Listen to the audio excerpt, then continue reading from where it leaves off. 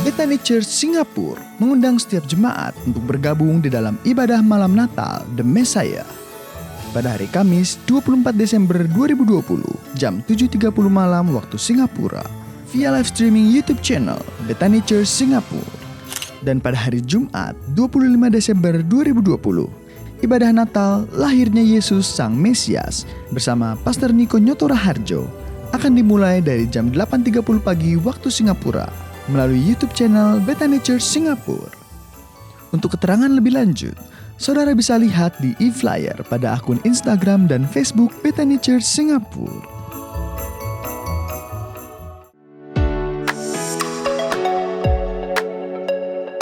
Minggu 3 Januari 2021, kita akan kembali beribadah onsite di Grand Hyatt Hotel Singapura. Oleh karena itu, saatnya bagi kita semua mengetahui bagaimana cara pemesanan tiket untuk bergabung dalam ibadah onsite ini. Mari ikuti saya langkah-langkah berikut ini. Kunjungi website gereja di www.bcs.org.sg dan klik link pemesanan tiket yang tertera. Atau ketik tix.bcs.org.sg pada browser komputer atau mobile phone saudara. Klik pesan tiket pada halaman tersebut, pilih jadwal ibadah yang tersedia, dan masukkan jumlah tiket yang diperlukan. Lalu, masukkan detail pribadi, nama, email, dan nomor telepon, dan juga nama teman atau keluarga yang ikut saudara daftarkan bersama. Setelah semua detail selesai diisi, saudara bisa klik submit untuk mengakhiri pemesanan tiket. Di proses terakhir pemesanan tiket ini, saudara akan langsung menerima konfirmasi pemesanan tiket beserta dengan QR Code tiket sesuai dengan jam ibadah yang dipilih. Konfirmasi pemesanan tiket ini akan dikirimkan juga ke email saudara. Tunjukkan konfirmasi tiket ini pada saat saudara datang untuk beribadah onsite. Sampai ketemu di ibadah onsite. Tuhan Yesus memberkati.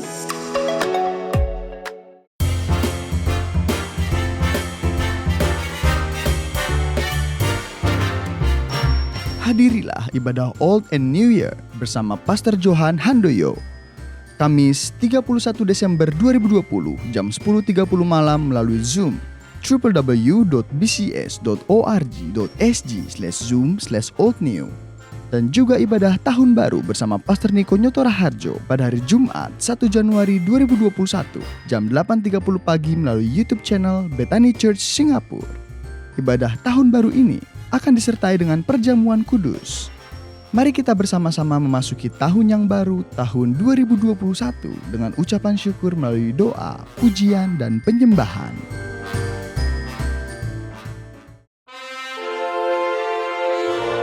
Seluruh tim pastoral dan staf Bethany Church Singapura mengucapkan selamat Hari Natal dan Tahun Baru. Semoga damai Kristus senantiasa melingkupi kita dan memberikan damai di tengah-tengah kita semua.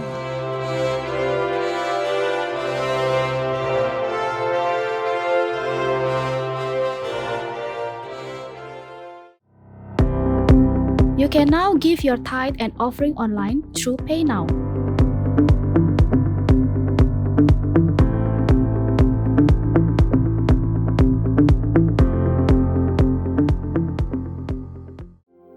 Shalom Bapak Ibu Saudara kasih, kita mengucap syukur atas kasih-Nya, kebaikan-Nya yang dicurahkan bagi kita semua. Saya percaya Anda telah mempersiapkan diri untuk menyambut hadirat Tuhan. Dan di dalam kemuliaan-Nya ada pemulihan, ada sukacita, ada kekuatan yang Tuhan berikan bagi kita. Terima kasih Tuhan Yesus. Kami sambut kemuliaan-Mu, kami sambut hadirat-Mu. Yesus, kemuliaan-Mu pulihkan hatiku. Yesus, kemuliaan-Mu berkati hidupku. Yesus, kemuliaan-Mu pulihkan hatiku.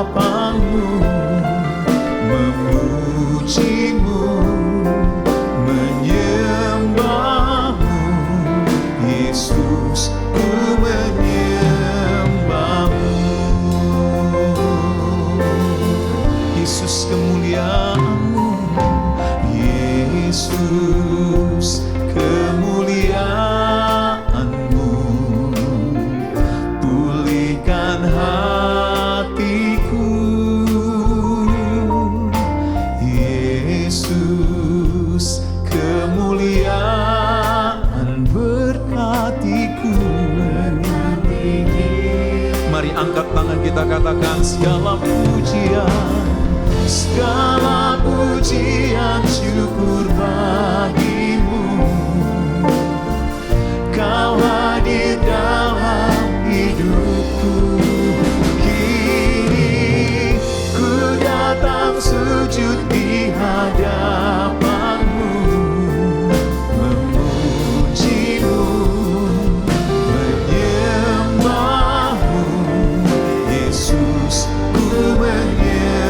Segala pujian syukur, segala pujian syukur bagimu.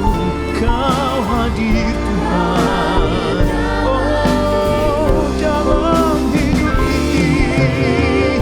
Ku datang sujud di hadapanmu, memuji, menyembahmu. Oh Yesus, Yesus, ku menyembahmu. Mari angkat tangan kita saudara, katakan segala pujian syukur bagimu. Kau hadir dalam hidupku. Kini ku datang sujud di hadapanmu, memujimu, menyembahmu. Yesus, ku menyembahmu. Yesus, ku menyembahmu. Yesus, ku menyembahmu. Yesus, ku menyembahmu.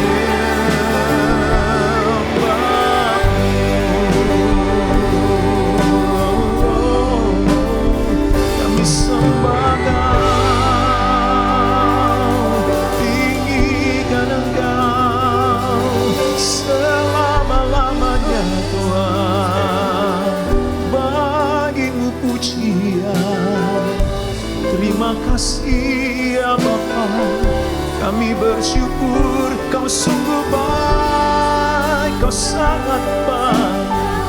Oh ya Ralabasyadalabaya. Mari naikkan syukur. Idalabaya Ralabaya Ranamo.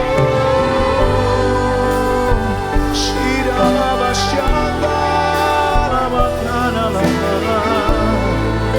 Haleluya. Terima kasih, oh Bapa.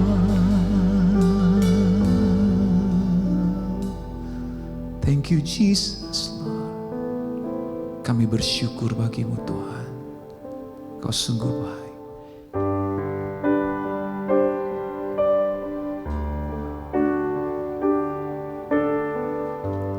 My Jesus, my Savior, Lord, there is none like you. All of my days, I want to praise the wonders of your mighty love. My comfort,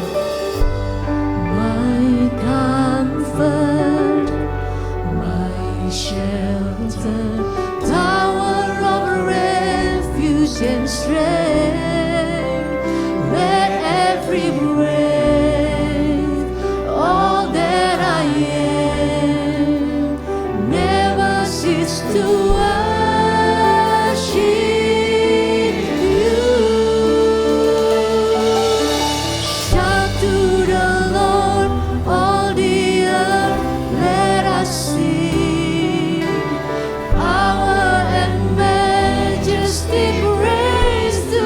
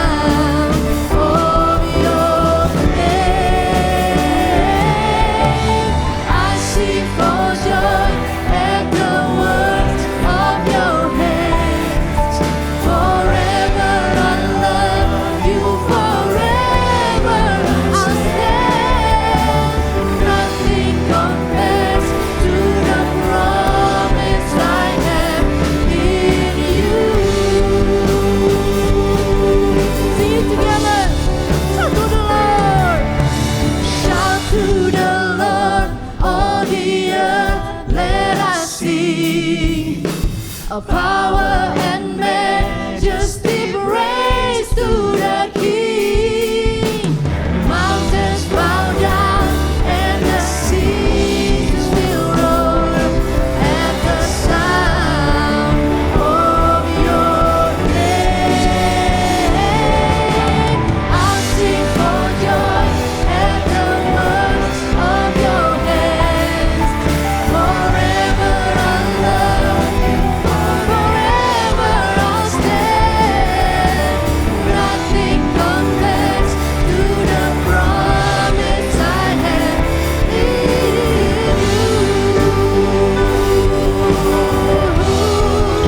Shout to the Lord.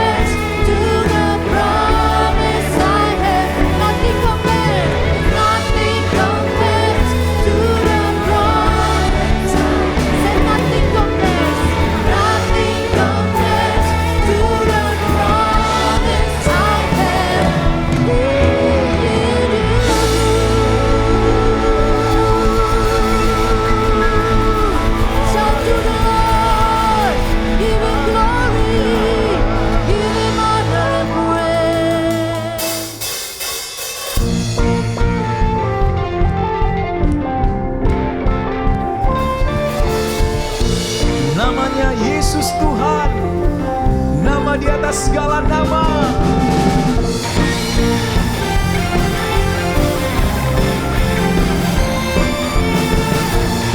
Ada kuasa di dalam nama Tuhan kita. Namanya Tuhanku, menara yang teguh, kota benteng perlindunganku, Allah yang perkasa, Dia Bapa yang kekal, gunung batu keselamatanku. Engkau yang termulia di bumi di surga, termasyhur perkasa selamanya. Engkau yang berkuasa di dalam segala hal, ada kuasa dalam nama Yesusku. Haleluya.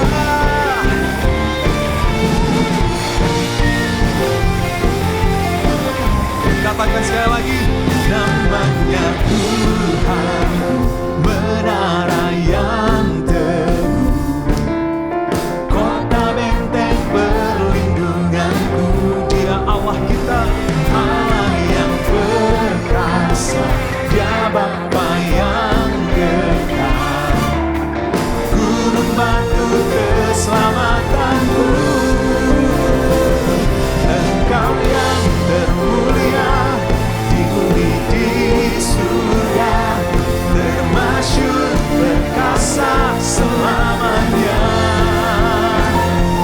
Engkau yang berkuasa di dalam segala hal, ada kuasa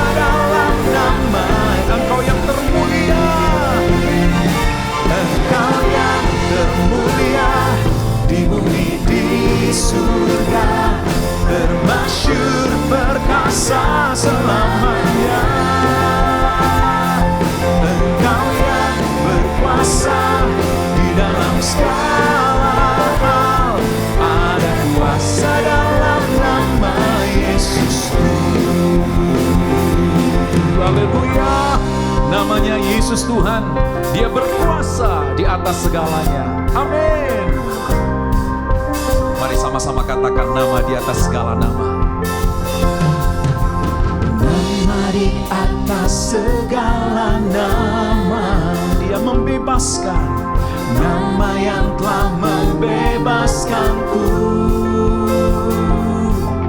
Segala kuasa tunduk pada nama itu, Yesus Tuhan segala Tuhan. Nama di atas segala nama, nama di atas segala nama,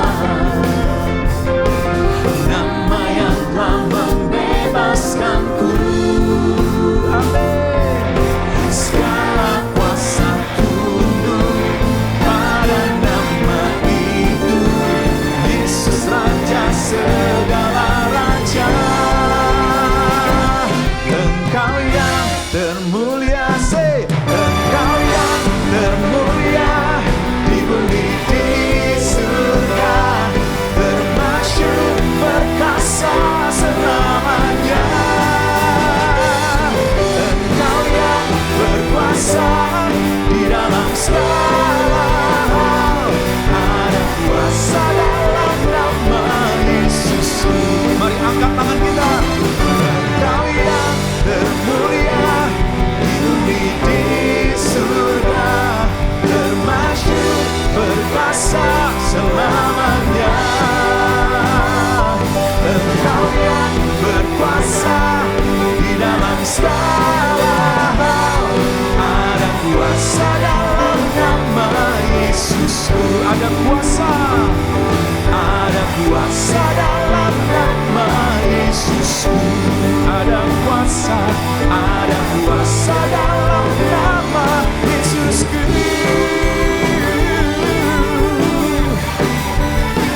Haleluya.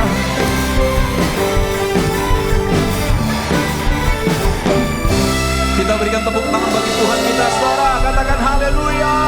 Oh, terpujilah Engkau Tuhan Yesus. Haleluya. We praise you, Lord. Shalom semua, tidak terasa kita telah memasuki bulan Desember, di mana kita akan merayakan Natal.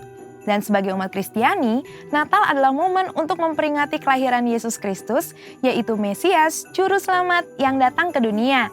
Bahkan kegembiraan Natal juga turut dirayakan hampir di seluruh dunia, tidak peduli apakah mereka percaya atau tidak kepada Yesus.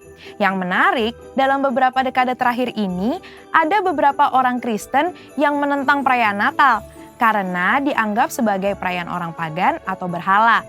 Ada juga yang berpendapat bahwa tidak ada perintah di dalam Alkitab untuk merayakan Natal. Maka dari itu, mari kita memahami bersama arti dan esensi dari perayaan Natal yang sebenarnya.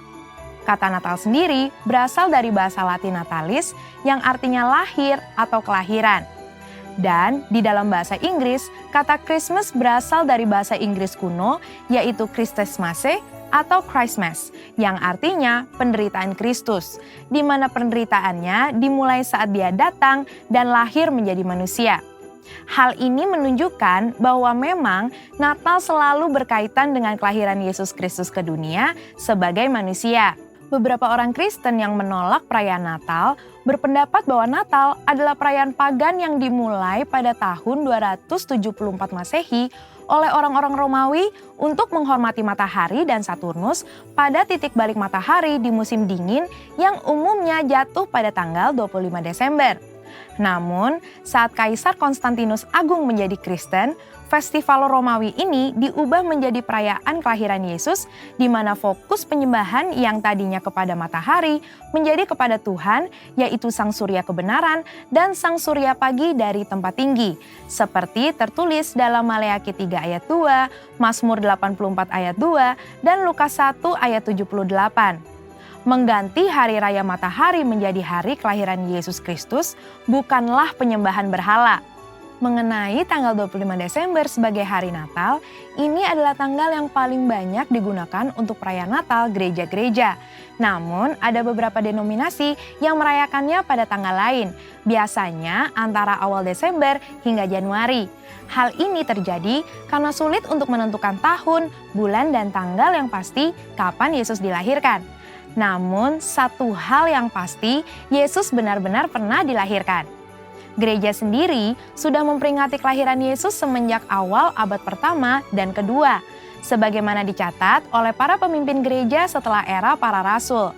Artinya, ibadah Natal memperingati kelahiran Yesus justru jauh lebih dulu dari perayaan matahari atau Saturnus bangsa Romawi di abad ketiga. Pada tanggal 25 Desember 350 Masehi, Uskup Julius I dari Roma memutuskan untuk mengadakan ibadah Natal memperingati kelahiran Yesus dengan maksud menandingi festival matahari atau Saturnus Romawi. Ternyata lebih banyak orang yang menghadiri ibadah Natal di gereja-gereja. Semenjak itu, secara tradisi, orang Kristiani merayakan Natal pada tanggal 25 Desember. Melihat catatan-catatan para petinggi gereja tentang perayaan kelahiran Yesus, maka perayaan Natal pada 25 Desember bukanlah upaya kristenisasi dari festival matahari orang-orang non-Kristen. Malah mungkin sebaliknya, festival matahari adalah upaya romanisasi hari Natal. Selain itu, pendapat bahwa tidak ada perintah di dalam Alkitab untuk merayakan Natal adalah pendapat yang tidak tepat.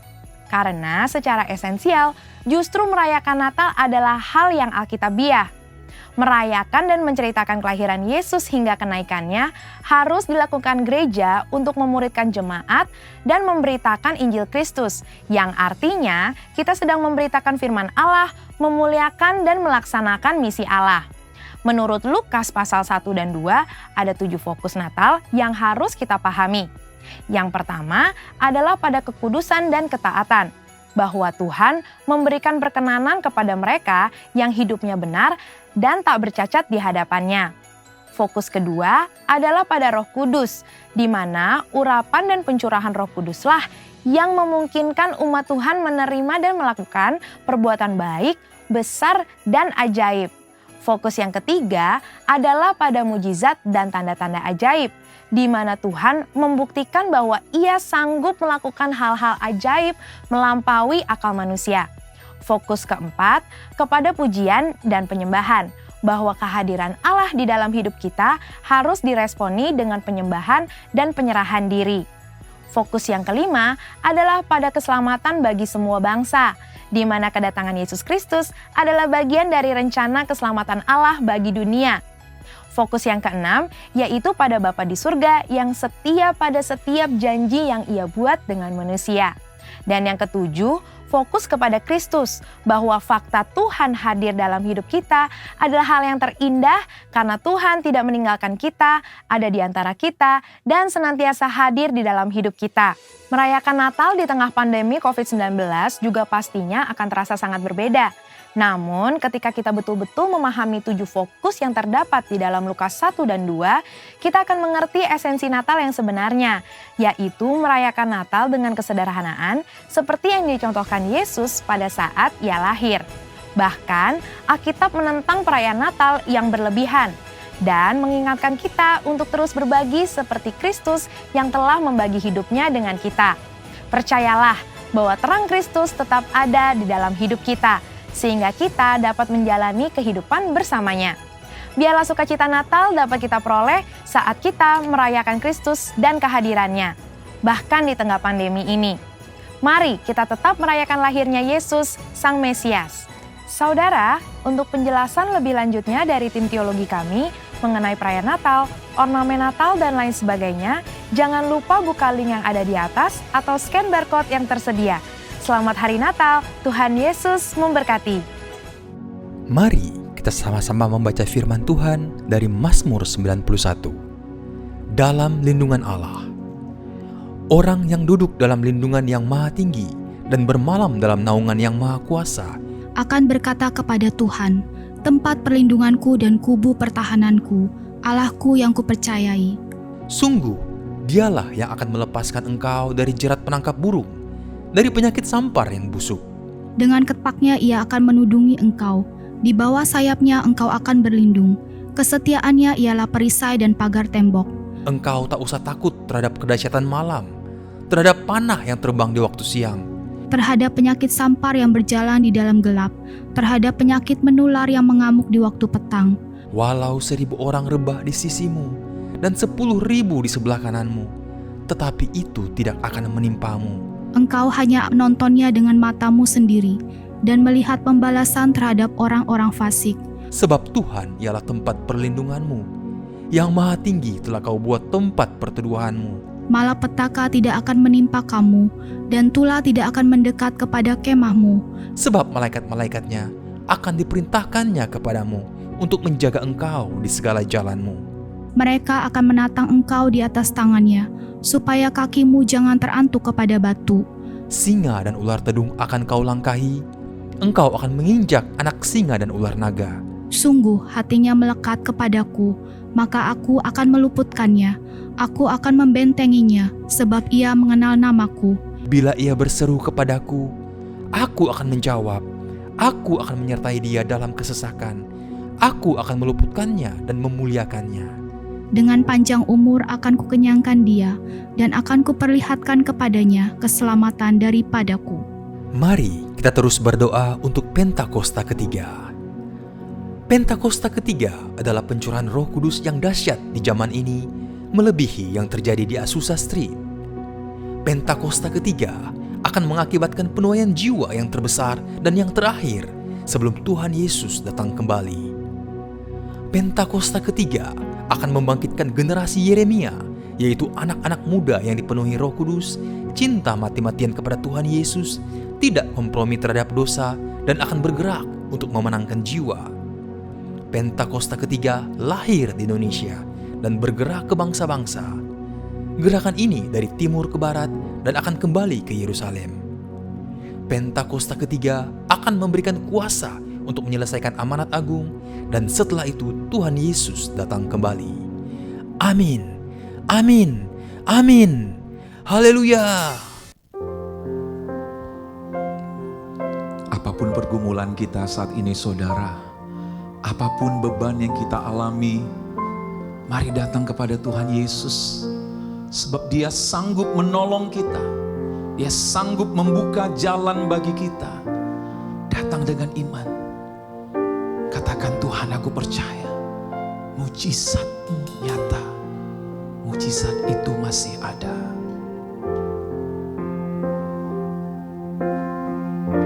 Tak terbatas kuasa-Mu. Tak terbatas kuasa-Mu, Tuhan. Semua dapat Kau lakukan. Apa yang kelihatan mustahil bagiku, itu sangat mungkin bagimu.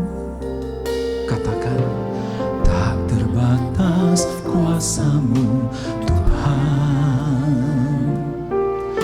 Semua dapat Kau lakukan. Apa yang kelihatan mustahil bagiku, itu sangat mungkin bagimu.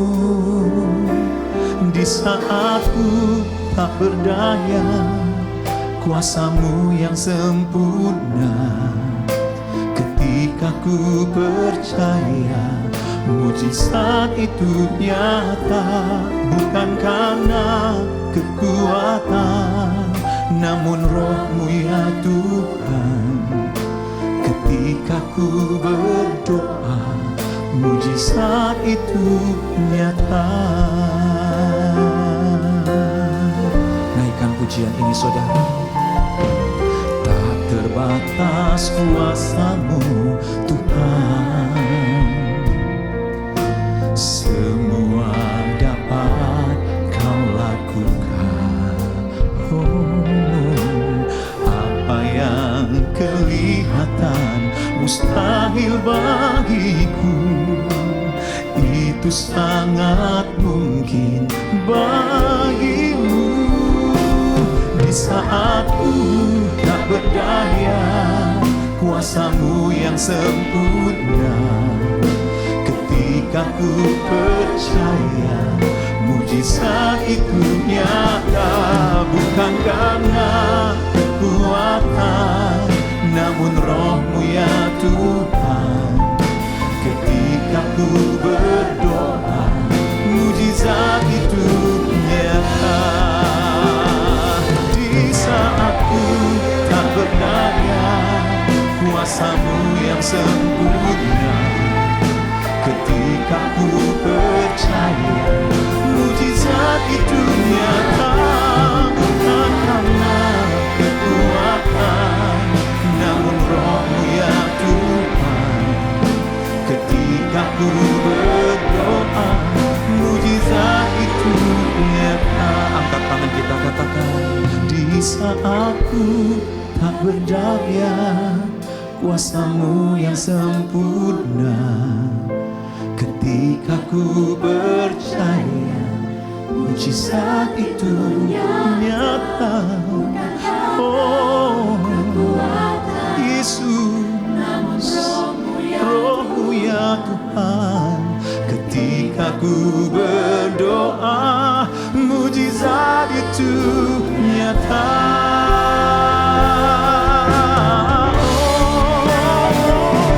Di saat ku tak berdaya, kuasa-Mu nyata. Kami percaya, mujizat-Mu nyata.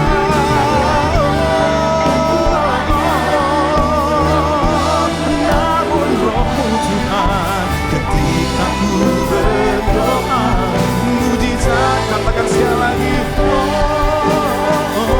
Di saat ku tak berdaya, kuasa-Mu yang sempurna. Ketika ku percaya, mujizat itu nyata.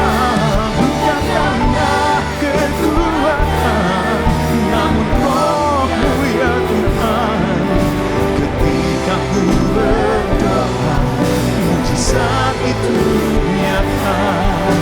Ketika ku berdoa, mujizat itu nyata. Ketika ku berdoa, mujizat itu nyata.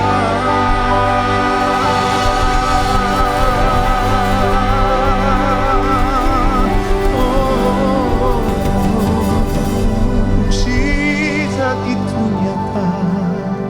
Kesembuhan terjadi, kemenangan terjadi. Kami percaya Kau buka jalan bagi kami. Shalom semua saudara, semua warga kerajaan yang mendengarkan message ini. Secara khusus saya dihubungi oleh Pastor Johan Handoyo untuk memberikan message menghadapi tahun 2021, ya, yaitu kepada rekan-rekan di BIC Singapore maupun Melbourne. Shalom buat kalian semua. Nah, kalau orang Surabaya tanya, berapa kekuatan orang itu? Mereka tidak bicara berapa kilogram yang dia bisa angkat, berapa besar bicep, tricepnya, tapi berbicara portofolionya, berapa kekuatannya. Kekayaan, bukan cuma kekayaan, tapi apa yang dia punya. Saat hari ini justru saya mau menyampaikan satu message berjudul The Power of Faith, Hope, and Love. Saya sengaja memakai kalung pemberian salah satu jemaat kita, dia desainkan buat saya. Kita lihat di sini, cross stands for faith. Dan kita lihat juga suatu jangkar ya, anchor, itu the power of hope. Dan kalau kita lihat juga di sini, nah ini seperti Roh Kudus yang sedang dicurahkan. The Spirit of Grace and Love, Roh Kudus, love, because God is love.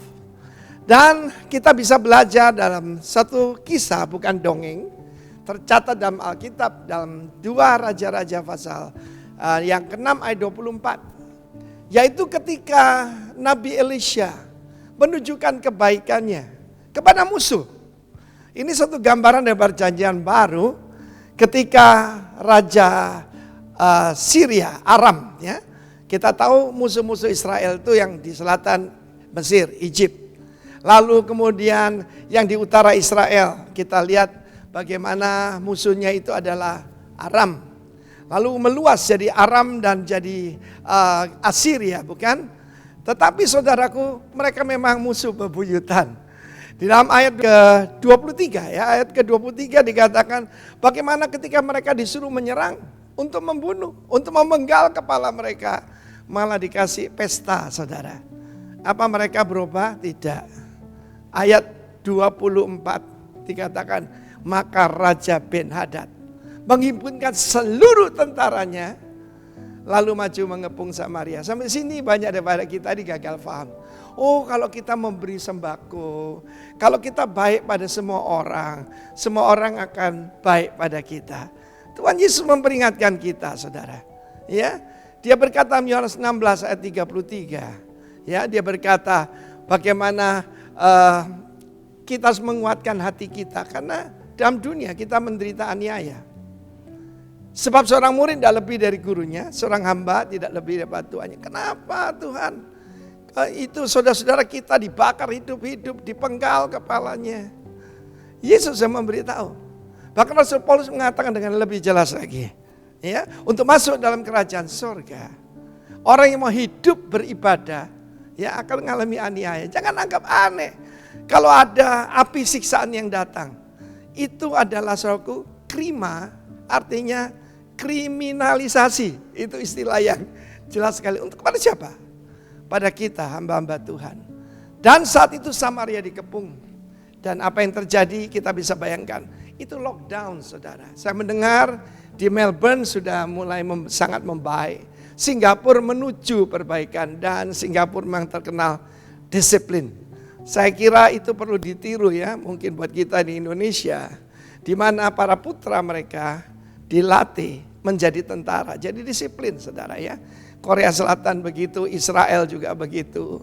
Supaya tidak ya rame-rame di jalan begitulah. Ya. Dan apa yang terjadi? Di sini adalah krisis kelaparan. Ada banyak krisis di dunia ini. Tetapi secara khusus krisis kelaparan ini sangat menakutkan. Kita di Indonesia, bahkan Anda di Singapura dan di Melbourne, Anda masih bisa makan enak. Anda bisa makan bahkan terutama di Melbourne itu sayurannya, dagingnya enak dan murah, saudara. Tetapi di sini keadaannya buruk sekali. Dan apa yang terjadi? Ada satu kejadian yang sangat mengerikan. Ada dua orang ibu yang bersekongkol, bersepakat untuk memakan daging daripada putranya. Tidak dikatakan situ a boy, tapi a son. Kita tahu orang tua itu masa lampau, pasangan hidup masa kini, anak-anak kita, apalagi yang sudah dewasa itu masa depan. Dan apa yang terjadi, saudaraku? Orang dalam keadaan desperate itu bisa tidak karu-karuan, saudara. Ya, kita melihat di sini apa yang mereka hadapi. Pertama, fear of death, takut akan kematian, dan juga desperation. Mereka despair, mereka dalam keadaan putus asa. Berapa banyak orang di luar kita mengalami hal-hal semacam ini? Saya sebutkan ada 5D yang dihadapi oleh orang-orang yang mengalami lockdown di Samaria ini. Ya, dan ini semua menghalangi mujizat Tuhan terjadi. Kalau kita membaca akhir cerita ini, tidak sampai 24 jam pertolongan Tuhan datang. Mereka memang dikepung oleh tentara daripada si Aram. Dan saya harus tahu, tentara Aram itu kalau masuk sebuah kota, tidak ada yang dibiarkan hidup. Ya, yang wanita diperkosa, yang pria dipenggal kepalanya, ya, lalu juga wanita hamil akan dibelah perutnya, ya, bukan operasi sesar, saudara, tapi anak janin itu dilemparkan ke gunung batu, ke dinding dan supaya hancur. Jadi mereka ketakutan sekali, mereka lupa. Tidak lama beberapa saat sebelumnya, cuma lewat seorang hamba Tuhan yaitu Nabi Elisha. Nabi Elisha gambaran daripada Kristus dan gambaran daripada hamba-hamba Tuhan yang diurapi. Dia bisa membuat mata tentara yang mau membunuh dia untuk tidak bisa melihat, jadi buta. Sehingga kemudian dipimpin ke kota raja. Solusinya sangat sederhana. Elisha itu menjadi satu, dia seperti tentara, dia tentara daripada Israel tidak usah berperang, dan seperti Mossad, seperti bin dalam kerajaan itu. Tapi pada saat itu mereka berseru kepada raja. Apakah doa itu saudara? Doa itu petition. Petisi, bukan peti es ya. Petisi itu permohonan kepada raja. Kita sebagai warga kerajaan mesti mengerti, yaitu doa itu bukan mengulangi doa Bapak kami 100 kali. Tapi permohonan kepada raja. Tolong ya Tuanku raja. Dengan apa aku bisa menolong kamu? Kata raja. Raja sedang berjalan, yaitu di atas tembok kota. Saudaraku, pada saat itu apa yang terjadi? Kedua wanita ini berkata, tolong Tuanku raja. Kemarin kita baru makan anak saya. Dan ketika kita akan makan anaknya, putranya, dia menyembunyikannya. Despair bisa membuat orang jadi gila, saudara. Sekarang ini masalah yang utama, yaitu banyak orang itu ketakutan. Jadi pertama-tama kan yang dihadapi itu fear of death. Ketika mereka lihat dari tembok kota, mereka melihat tentara Aram dengan senjata lengkap. Dan begitu dekat di depan mereka. Dan keluar kata-kata yang, karena itu jangan sembarangan nonton sosial media saudaraku. Banyak orang lihat hal-hal yang mengerikan, jadi ketakutan, jadi paranoid. Ya, pada saat itu raja menyobek bajunya. Dari luarnya memakai pakaian yang baik, tapi di dalamnya ada pakaian kabut. Jadi banyak orang pencitraan dari luar kelihatan rohani. Tetapi sebetulnya di dalamnya dia menjerit. Apa masalah raja ini? Distress. Lalu dia katakan, dengan apa aku tolong kamu? Kalau Yehova tidak menolong kamu, Tuhan huruf besar itu Yahweh. Kalau Tuhan tidak menolong kamu, ya, apa yang terjadi?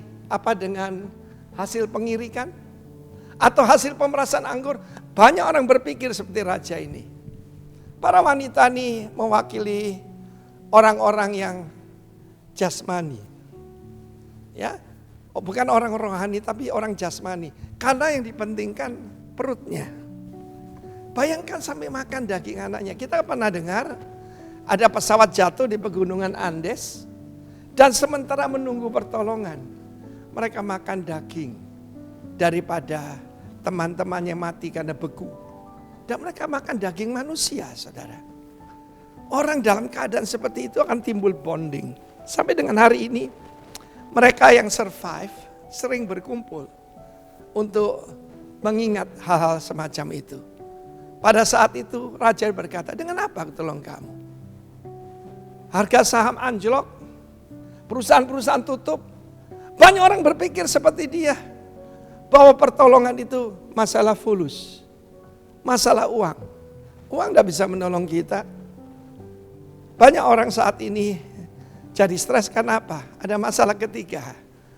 Yaitu debt, utang. Yang nomor 4 itu. Ya, hutang. Masalah hutang, saudara. Sudah 30 tahun saya ngajarkan. Ya, bagaimana orang harus bebas hutang. Saya mengajarkan selalu konsisten. Jangan percaya money game. Belakangan ini ditawarkan. Oh, kalau kamu taruh uang dapat 10%. Bahkan tidak di bawah di Indonesia nih. Saya tahu Anda juga punya saham di luar negeri. Tapi di Indonesia bahkan yang nyebut perusahaan ini nggak jelas. Katanya yang menjalankan yaitu bisnis untuk bisnis trading falas ini. Yang menjalankan ya adalah robot. Jadi 1 bulan dapat 10%. Kok bisa percaya? Yang di bawah OJK saja perusahaan-perusahaan besar pada tutup semua, pada gelundung. Saudaraku, orang yang tidak punya hutang itu berbahagia. Kita cuma berhutang satu saja kepada Tuhan Yesus. Di dalam 2 tahun yang lalu saya berkhotbah, I'm a debtor. Saya seorang yang berhutang, bukan hutang uang. Saya mulai kecil orang tua saya ngajarkan, jangan hutang, jangan pinjam. Ya, tetapi saudaraku, firman Allah mengatakan kamu tidak akan berhutang, tapi akan menghutangi kepada banyak bangsa. Itu janji Tuhan. Dengan apa aku tolong kamu?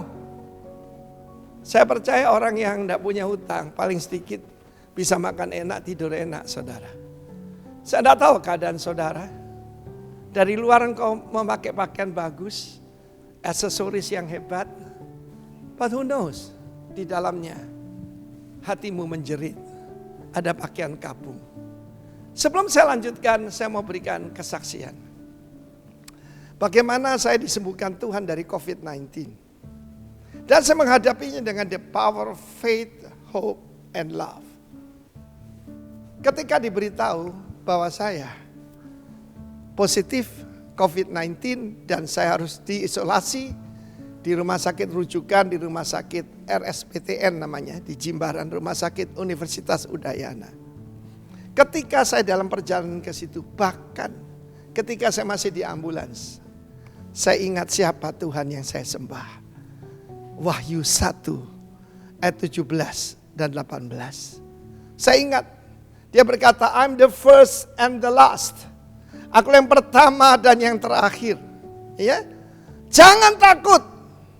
Puji Tuhan 9 bulan ini saya mulai bulan Maret dengan mengajarkan Altira. Jangan takut. I'm the first and the last. Akulah yang awal dan yang akhir. Aku pernah mati. Amin. Tetapi lihatlah aku hidup untuk selamanya.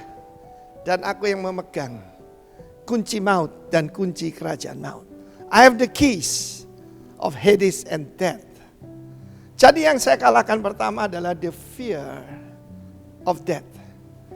Saya masih ingat, puji Tuhan, ada yang kebetulan ketika saya malu sih, ya, kok naik ambulans saudaraku. Dan pada satu Pak Niko telepon saya. Dan dia serahkan saya pada Tuhan.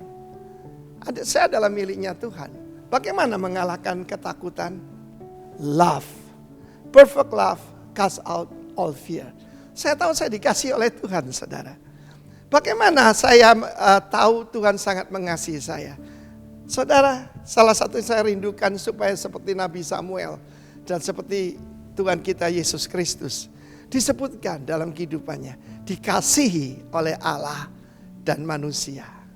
Ketika saya masuk di ruangan isolasi itu, saya ucapkan Wahyu 12 ayat 10 dan 11. Saya sebutkan ya bahwa kita mengalahkan si pendakwa itu, ya. Kita kalahkan si pendakwa itu. Ayat 11, dengan darah anak domba. Begitu dia mengasihi kita. Kita masuk bulan ini, bulan kasih yang luar biasa. Allah mengasihi kita. Amin. Oleh darah anak domba sampai dia memberikan putranya, ya, mencurahkan darahnya buat saudara saya. Jadi kita nih harganya berapa? Sama dengan anak domba Allah. Dan oleh perkataan kesaksian mereka, karena mereka, ini perhatikan, tidak mengasihi nyawa mereka sampai ke dalam maut. Saudara, kita tidak akan takut kehilangan yang bukan milik kita. Saya juga mengalami beberapa kerugian. Ya, karena saya bukan pengusaha, ya, ada beberapa investasi yang ditipu orang dan sebagainya. Reaksi saya adalah saya minta ampun pada Tuhan. Saya bukan pengelola yang baik. Uang bukan milik saya. Hidup saya bukan milik saya. Bahkan saudaraku yang kekasih, nyawa saya bukan milik saya. Ya. Nah saudaraku, ketika kita tidak takut, kita sudah menang, saudara. Dan malam hari itu, seperti kesaksian saya, saudara boleh lihat di dalam kesaksian saya di YouTube, saya melihat beberapa roh. Dan saya mengalami peperangan rohani langsung di ruangan itu. Mungkin di ruangan itu juga banyak orang meninggal kan, karena itu ruangan khusus untuk COVID. Dan saudara, that's the power of love and the power of faith. Ketika besoknya saya mau ceritakan bagaimana Tuhan mengasihi kita. Sejak tanggal 27 Maret tahun ini, Setiap hari ada orang kirim makanan. Setiap hari. Dan seperti ada satu tangan yang kelihatan. Karena tidak pernah double. Kalau satu kasih ayam, satunya kasih ikan, saudaraku. Lucu sekali. Dan ketika saya sempat ke Surabaya, maka yang kirim makanan berhenti. Kan tidak ada yang ngatur. Begitu dan Surabaya justru saya dikirim makanan every day. Tadi pagi waktu ketika rekaman ini, saya bilang tanya istri saya, berapa hari kita dipelihara oleh Tuhan secara ajaib. Sebab dia janji, kamu tidak usah takut apa yang kamu makan, kamu minum, kamu pakai. Semuanya disediakan oleh bangsa-bangsa yang dicari oleh bangsa yang tidak mengenal Tuhan. Saya nggak mau bilang kafir, nggak enak saudara ya. 252 hari kata istri saya. Soalnya tidak salah dengar, 252 hari. Dan ketika kalau saya kembali ke Bali untuk makan malam, ya saya terbang waktu dari Jogja, ada orang kirim makanan untuk makan malam. Sampai hari ini, 252 hari. Perlu apa saya takut? Sebab sang raja berkata, lu gak usah khawatir, lu mau makan, minum, termasuk obat. Saya bersaksi pada saudara. Semua biaya rumah sakit itu ditanggung pemerintah. Saya tidak bayar apa-apa, zero. Ya, doakan ya pemerintahan Indonesia luar biasa, saudara ya. Zero, saya tidak usah bayar apa-apa. Luar biasa, saudara. Jadi penting perkataan kita nih. Aku dikasih oleh Tuhan. Tadi pagi ada seorang hamba Tuhan tanya, Pak, saya dengar Bapak itu mengalahkan segala ketakutan dan sebagainya dengan puji-pujian. Iya, lagu apa yang Bapak nyanyikan? Ya, saya menyanyi kemurahan-Mu lebih dari hidup. Your loving kindness is better than life. Saudara, di tengah-tengah batuk itu saya paksa untuk memuji Tuhan. Dan saya bersaksi pada Anda, perfect love cast out all fear, termasuk fear of death. Kita tahu bagaimana Kristus jadi manusia untuk mengalahkan apa? Ketakutan akan kematian. Kita melihat bagaimana martir-martir para rasul, mereka jadi martir secara luar biasa. Tetapi juga the power of hope. Apa the power of hope itu? Kita melihat bagaimana besoknya karena saturasi saya turun, kondisi badan saya dalam keadaan menurun sekali, maka tim dokter di rumah sakit itu berkata, Bapak harus masuk ICU. Ketika mendengar ICU, saya robah ICU itu jadi apa? ICU. Bahkan COVID kan saya sudah kasih nama mulai bulan Maret. Christ overcome virus and death. Kenapa? Saya punya pengalaman, saudara.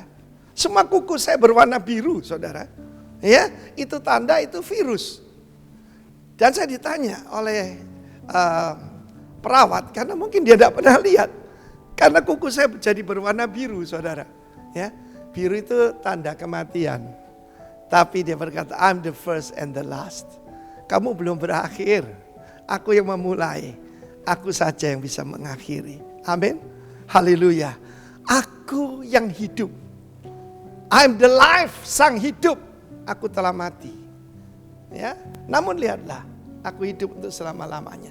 Dan di tanganku ada kunci maut dan kunci kerajaan maut.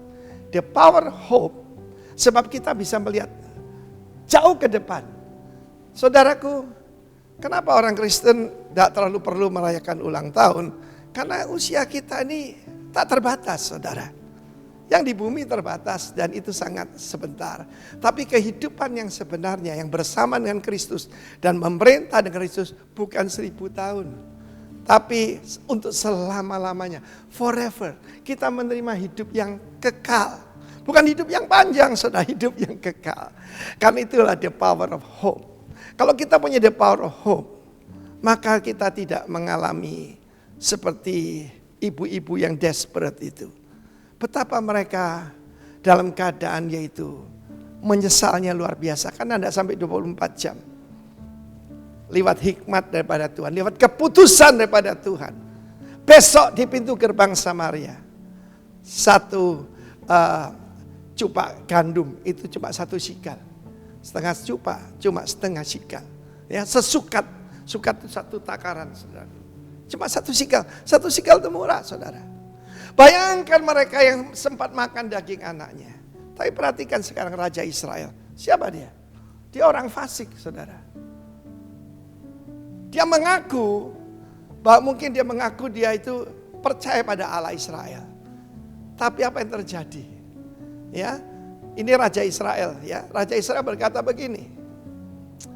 Kalau Tuhan tidak menolong kamu, bagaimana aku menolong kamu? Jadi yang salah itu Tuhan. Dan Tuhan tidak peduli. Jangan percaya, iblis selalu menjelek-jelekkan Tuhan. Karakter assassination. Dia berkata, Tuhan tidak peduli. Tuhan tunjukkan kepada saya seorang hamba Tuhan biasa. Dan saya bisa beli makanan, saudara percayalah. Tapi kenapa saya ini ketika saya pulang, sudah tersedia di depan saya nih, ada seorang ibu yang menyediakan makanan dan sendiri akan datang. Tuhan cuma tunjukkan, I love you, I care for you. Mungkin bisa lupa saya melayani Tuhan 41 tahun. Dan saya bisa lupa bahwa Tuhan peduli kepada saya. Saya mengalaminya saudaraku. Dan raja itu berkata, jangan sebut aku kalau tidak Allah. Ya Allahku itu. Saudara harus tahu bahwa yang dia sembah adalah Baal. Dia tidak menyembah Tuhan, mungkin di luarnya saja. Ini adalah ujian iman buat sebanyakan orang saudara. Ujian kasih. Ujian pengharapan saudaraku. Saudara, saya ceritakan ketika saya ada saya punya kebiasaan lucu saudara. Saya pernah 3 kali dibawa dengan ambulans dan saya nyanyikan lagu yang sama. Tuhanku Yesus, juru selamatku. Tuhanku Yesus, harapanku. Dia beri hiburan hati yang susah. Oh haleluya, ku miliknya, dia milikku, ku miliknya. Saudara, kita ngalahkan iblis dengan darah anak domba, dengan perkataan kesaksian, dengan perkataan pujian kita, dan tidak menyayangkan nyawa sampai ke dalam maut. Lalu dia bilang gini, beginilah kiranya Allah menghukum aku. Allah yang mana? Dia menyembah, yaitu Allah yang lain. Apa kita menyembah Allah yang sama dengan semua orang? Tidak. Yang satu ngajari untuk membunuh, yang satu ngajari untuk mengasihi. Kalau kepala Elisa bin Safat di atas tubuhnya pada hari ini, saya bisa ngerti apa yang saya sampaikan. Ada orang yang dipenuhi dengan roh yang lain, ingin memenggal kepala hamba-hamba Tuhan. Mari kita lihat sekarang yang luar biasa.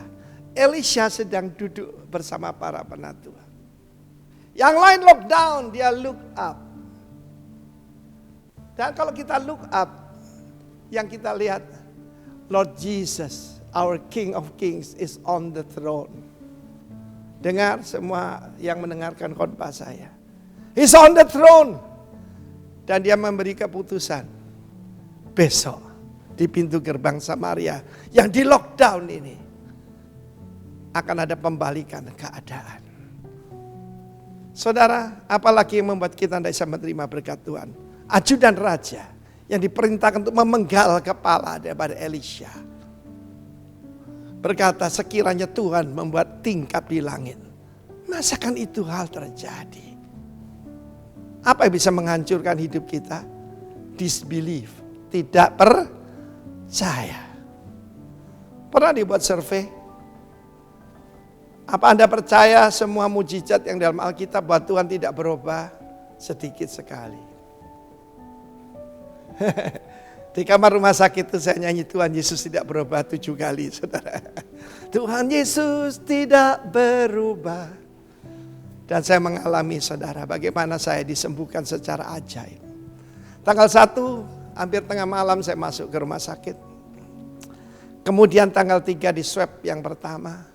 Jadi swab yang menyatakan saya COVID itu tanggal 31 Oktober ya. Tanggal 3, jawabannya tanggal 4, negatif. Lalu yang kedua, tanggal 5, tanggal 6 dinyatakan negatif. Mujizat masih berlangsung. tingkat di situ bukan angin-angin ya. Kalau kita baca Maliaki pasal 3 itu disebut the floodgates of heaven. Saya pernah melihat bagaimana floodgates dibuka. Di Surabaya ada Kali Surabaya, pecahan dari Kalimas. Dan itu saya masih ingat, saudaraku, di Jalan Jagir namanya. Dan kebetulan ketika saya lewat sana, pintu dibuka. Itu banjir ya. Lalu dibuka. Waduh saudara. Wah luar biasa. Sehingga akibatnya rumah-rumah kumuh sekitar strand ataupun pinggir daripada kali itu. Semuanya bersih saudara. Begitu kasih Tuhan atas kita. Bukan angin sepoi-sepoi.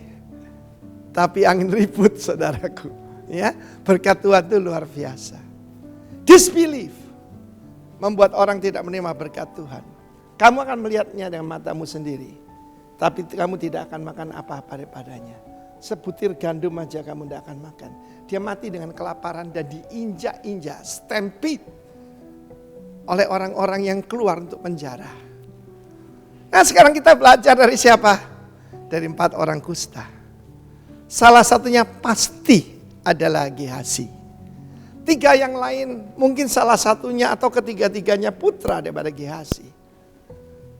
Sebab dia dilatih untuk jadi nabi, tapi ternyata saudaraku dia melakukan penipuan. Dan akibatnya saudaraku kusta daripada Jenderal Naaman. Tulah itu jatuh atas dia dan keturunannya. Tapi kita bisa belajar sesuatu dari keempat orang kusta ini. Mereka tidak mungkin makan satu dengan yang lain, dagingnya membusuk, menjijikkan. Ya, mereka tanya, mengapa kita duduk di sini sampai mati? Banyak orang berkata begini, sampai kapan Pak corona ini Pak? Saya bilang, saya tidak kasih nama corona pandemi. Saya robahnya jadi corona akademi. Bahkan setelah corona akademi saya baca ada corona revival. Corona means crown. Jadi saya bilang ayo kita belajar. Ada sopir untuk pariwisata tidak punya kerjaan kan. Belajar masak. Dan sekarang siomaynya terkenal sekali saudara. Jangan duduk sampai mati. Ada beberapa pertanyaan yang perlu kita tanya pada diri sendiri dari orang kusta ini. Dia berkata gini, why am I still alive? Why do what I do? Minta hikmat daripada Tuhan. Jangan tiru semua orang. Ikut-ikutan. Surabaya itu ada penyakit latah. Jadi kalau satu itu kerja udang, semua kerja udang. Kalau satu bikin ruko, semua bikin ruko. Jangan, minta hikmat daripada Tuhan. Why do I have what I have? Mari kita hitung apa yang ada pada kita. Ketika saya ada di rumah sakit, saya menghitung. Ya, bukan rupiah atau dolar atau Singapura dolar, Australian dollar yang ada pada saya. Saya hitung, saya punya istri yang hebat, luar biasa. Saudara yang mencintai saya. Bahkan mereka mau mengevakuasi saya ke Surabaya. Jemaat yang luar biasa. Anak-anak rohani saya. Saya tahu saya kaya sekali. Puji nama Tuhan. Keempat orang kusta ini runding. Nah kalau kita masuk ke kota kita juga akan mati. Lalu mereka melakukan sesuatu. Mari kita pergi ke perkemahan musuh. Saudara yang kasih Tuhan kita tahu, mujizat Tuhan itu seperti automatic door. Kalau orang dari kampung tidak pernah ke kota, mereka mendekati pintu mal yang bisa terbuka sendiri. Mungkin ditengking dikira ada setannya. Tidak. Untuk bisa pintu terbuka kita harus menghadapinya. Banyak orang lari. Banyak orang pura-pura tidak tahu seperti burung onta saudara. Tapi kita harus menghadapinya. Siapa tahu. Ya, kita akan hidup. Jika mereka membiarkan kita hidup, kita akan hidup. Dan mereka berkata, paling sedikit kita mati dengan perut kenyang. Sementara mereka mendekati perkemahan tentara Aram. Saudaraku, apa artinya ini? Itu langkah iman. The power of faith, the power of hope, and the power of love. Mereka mungkin tidak ada kasih, tapi paling sedikit mereka tahu. Kita ini bangsa Israel. Ada perjanjian Tuhan. Bahwa Tuhan berperang bagi kita. Dan salah satunya, dia menyaksikan sendiri, yaitu Gehazi ini, bagaimana Jenderal Naaman mencelupkan diri 7 kali dan dagingnya menjadi bersih, kulitnya seperti bayi baru lahir. Dia melihat mujizat itu, bahkan diteguhkan oleh Kristus.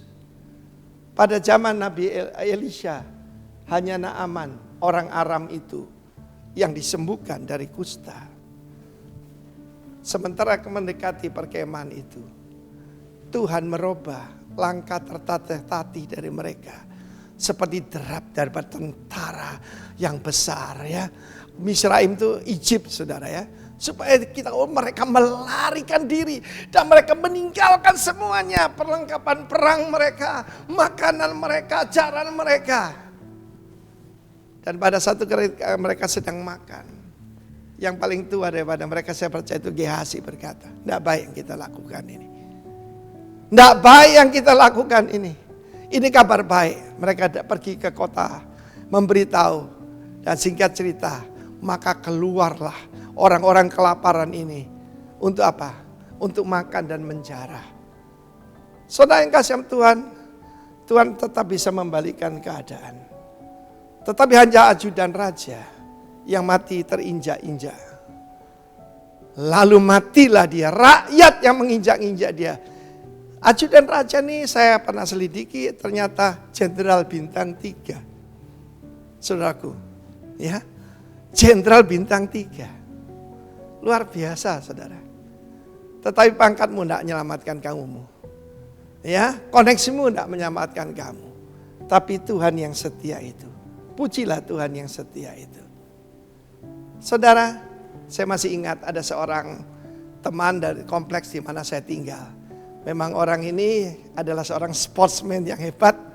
Bahkan dia juga mengajarkan, yaitu dia juara tenis di Surabaya saudara ya. Jadi waktu saya datang ke rumahnya dia tidak mau temui saya. Yang nemui saya adalah istri beliau yang adalah anggota persekutuan kita. Dulu ada persekutuan di rumah kita. Dan dia sibuk yaitu ngurusin perkutut saudara. Satu hari dia terkena cancer. Sportsman ini terkena cancer yang kaya ini. Dan dia dilobangi di sini dan ada kantongan di sini yang membuat dia stres berat. Dan saya masih ingat. Tapi itu membuat dia percaya pada Tuhan Yesus. Itu membuat dia mencari sang hidup. Dia mencari the first and the last. Yang punya kunci maut dan kunci kerajaan maut. Saya masih ingat hari itu. Dia berkata pada saya, Pak Arifin, saya sudah habis. Dia bilang begitu.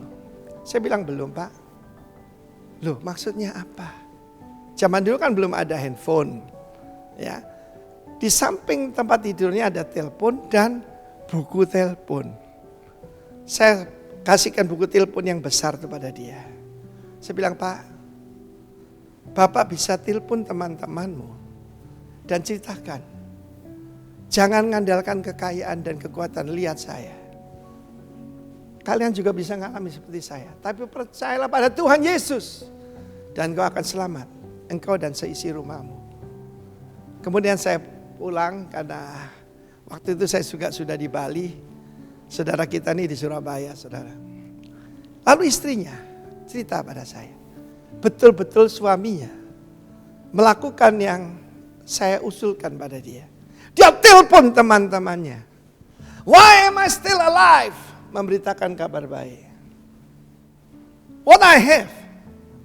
What I do. That I do. Dia telepon teman-temannya. Beberapa temannya langsung terima Tuhan Yesus. Yang belum pun firman Tuhan tidak pernah kembali sia-sia. Dia berkata, saya sudah habis Pak Arifin. Tidak, you still have faith. Sekalipun iman sebiji sesawi, itu punya kekuatan luar biasa. Karena itu, ini bukan aksesoris ya. Ini untuk memberikan ilustrasi. Yang penting itu bukan berapa banyak keuanganmu yang ada di bank. Berapa nilai sahammu. Tetapi kadar daripada iman, harap dan kasih. In my situation, ketika saya diperiksa, kadar O2 saya turun, saya akan nyanyi, You Raise Me Up. Karena yang penting itu bukan kadar O2, tapi kadar the joy of Jesus in my life. Sebab iman itu adalah imun.